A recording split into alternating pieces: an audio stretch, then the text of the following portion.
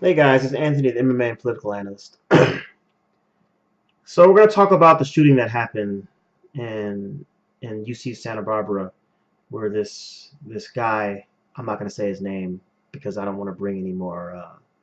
I really don't want to bring any more attention to this guy than what's necessary for this. So I'm not going to say his name, but I'm sure you can find it if you really want to. Went on kind of like a drive-by shooting rampage. Ended up killing 6 people and then ended up dying himself.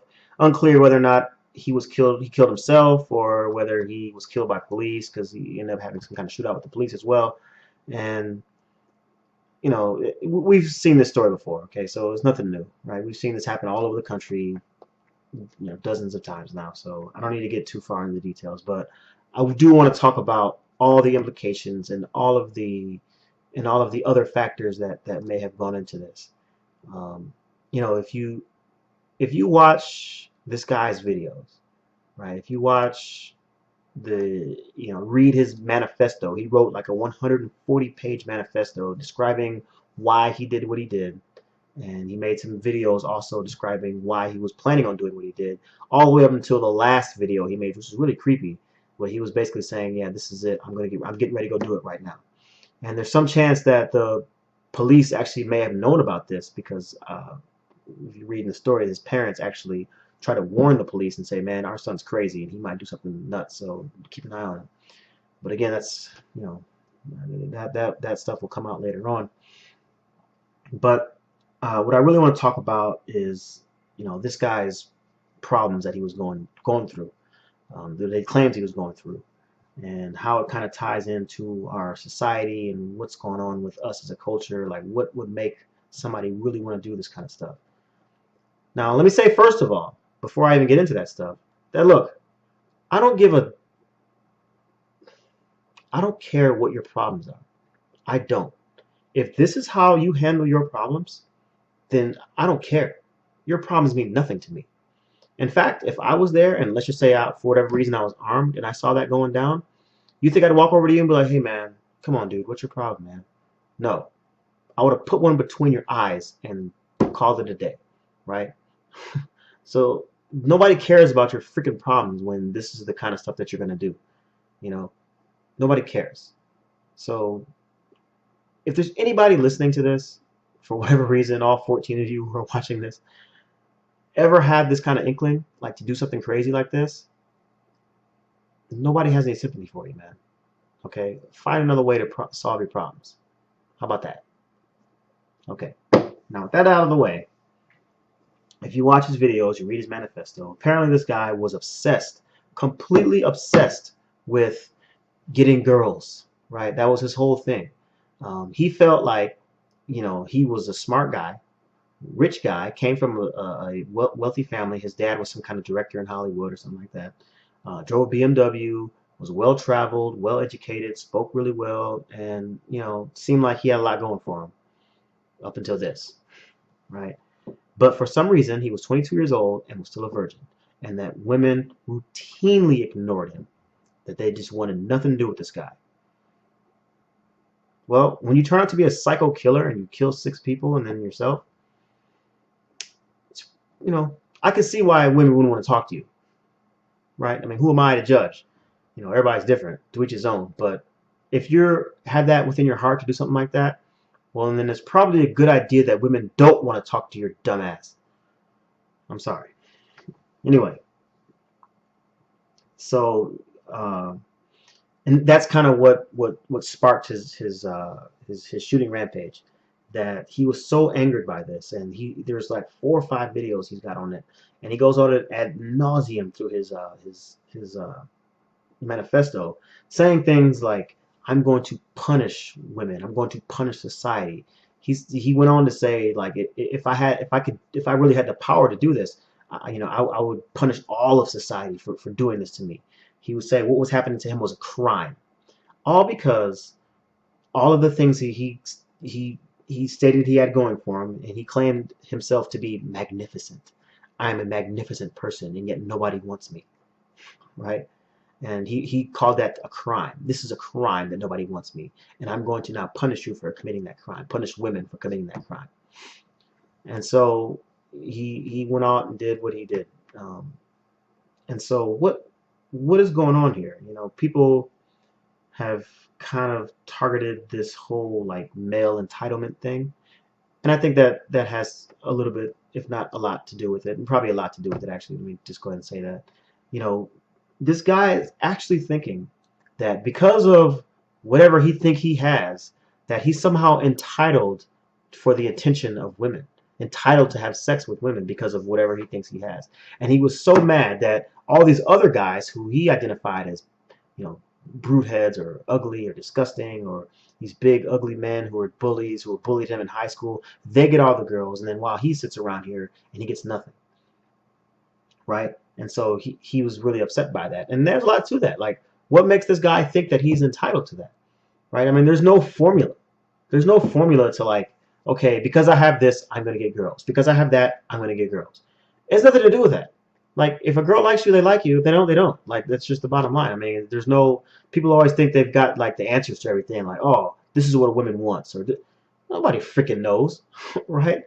Nobody freaking knows at all. Now, obviously, like, if you're like a rich basketball player, the likelihood of you getting, being able to have some women attracted to you probably a lot higher than if you're this guy, right? That I'm sure that makes sense. But still, I don't think that there's any like one thing or one set of thing that you can get or you can have to have women want you.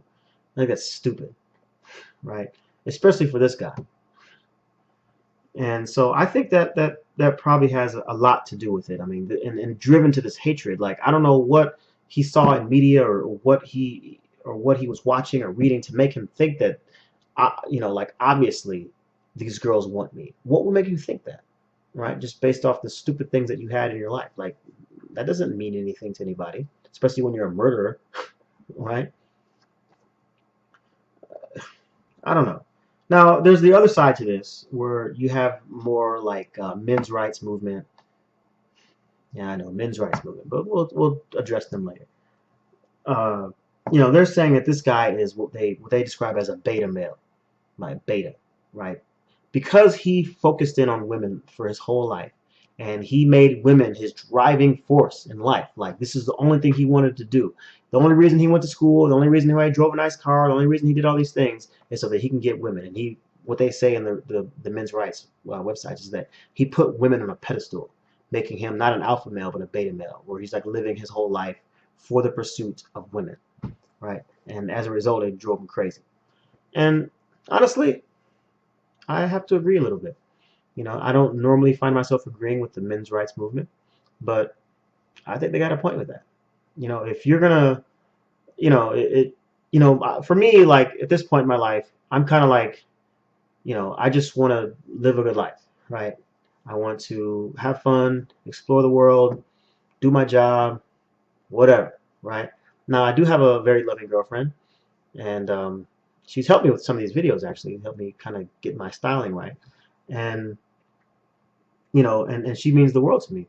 But at the same time, like before I met her, it wasn't like the only reason I was doing anything was to go meet a girl, right? That wasn't like my only thing in my mind, right?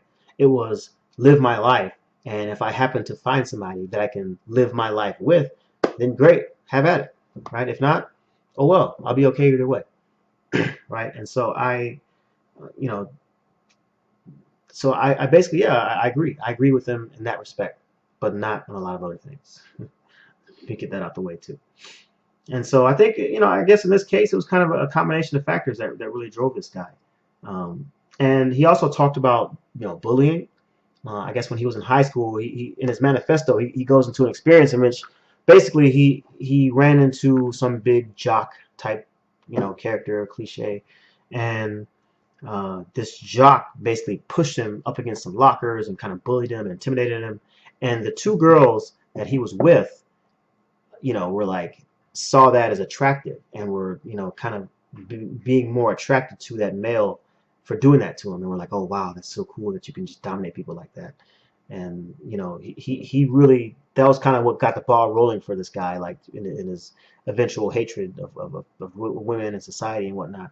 And he said, well, how could a woman be attracted to that? This guy is a bully. He's a terrible person. Look what he did to me. And you're attracted to him, And so that's it looks like from what I read in his manifesto, that's what really got the ball rolling, and that experience happened to him way back in high school.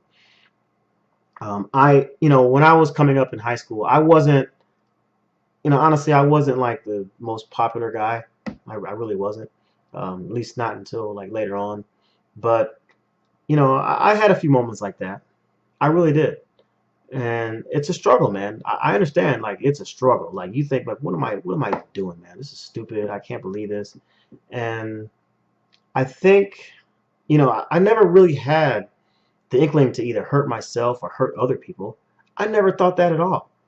You know what I mean? But at the same time, I do remember it being a struggle for me, and I was kind of like, I don't want to say depressed, but it was a struggle. Like I didn't, sometimes I didn't want to go to school. Like I just like, man, I don't want to go there to deal with this crap anymore, man. Can I just stay home? Right. But eventually, I think things kind of turned around for me.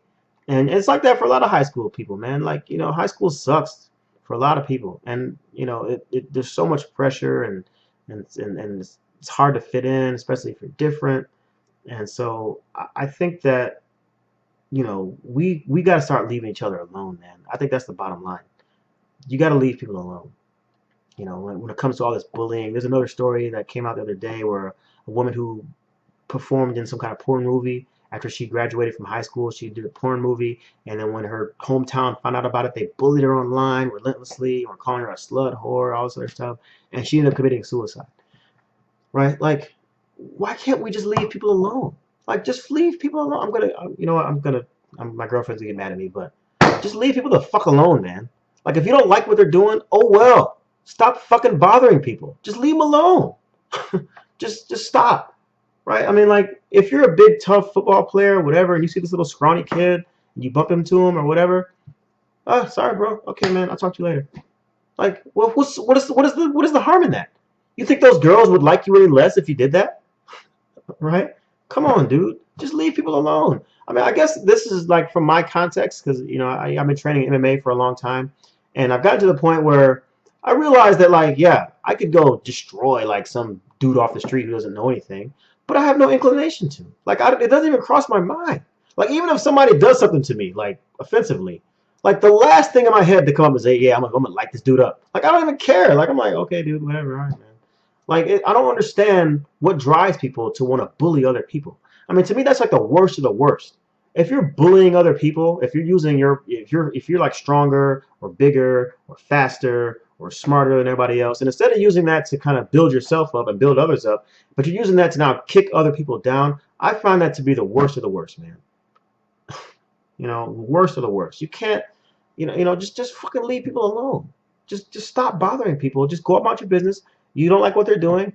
You say, oh man, that's kind of weird. I'm not really sure if I'm into that. Oh well, I'm gonna keep doing my thing. Like, you don't have to bully anybody. Just leave people alone. Again, no excuse for this guy to go out and shoot all these people. No excuse at all. And again, if that's the kind of reaction you have to it, well, then nobody cares about your problems anymore. And maybe we can make the argument that maybe if you would have got bullied a little bit harder, you wouldn't have been able to do this kind of crap, right? I don't know, but it's no excuse. But I think it's something that we need to be looking at ourselves. This isn't nothing necessarily anything for the government to do, but for you and me and everybody else to look at themselves and say, what am I doing? Am I bullying other people? Am I slapping other people around? Am I being mean to other people for no damn reason? What am I doing? And if I am doing that, I need to stop doing it, because eventually you never know who the next this guy is going to be. Right? You never know. You never know what you're gonna end up driving people to do.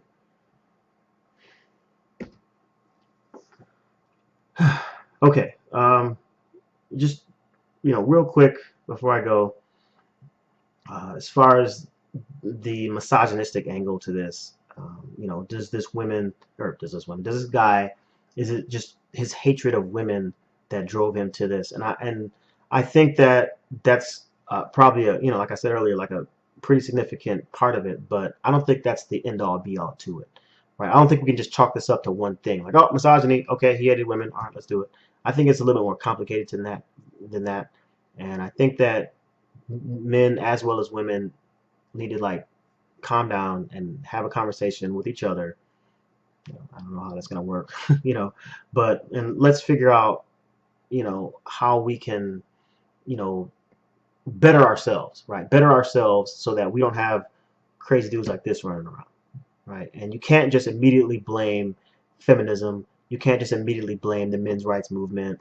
You can't just immediately blame whoever you don't like or whatever ideology that you don't agree with. You can't immediately just throw this kind of situation on them and just say, oh, well, it's all their fault, right? It's all these damn feminists. It's all these damn male misogynists, red pill, whatever. It's all their fault. You can't do that, right? You have to take a look at the situation objectively, right, and try to figure out, what elements from each cause can contribute to this, right? Now, I'm not going to make a false equivalency between, men's rights and feminism or whatever. I'm not making that false equivalency. We'll do a video on that later on. But I think that in this case, you can't just immediately, blame the other side, because I think that really ruins the debate in the end, right? It just makes it so that nobody wins, right? Or that we're never really going to find an answer because both sides are just kind of blaming each other, right? And there's also the gun debate, which, whew, I'm not going to go down that road on this one, so I'll just leave it at that. But this is a very sad, tragic story once again, man. And I want to thank my girlfriend for talking to me, because I was about to get mad on this video. About to get mad, but she's got me to calm down a little bit. So this is Anthony, the MMA and political analyst. I'll talk to you.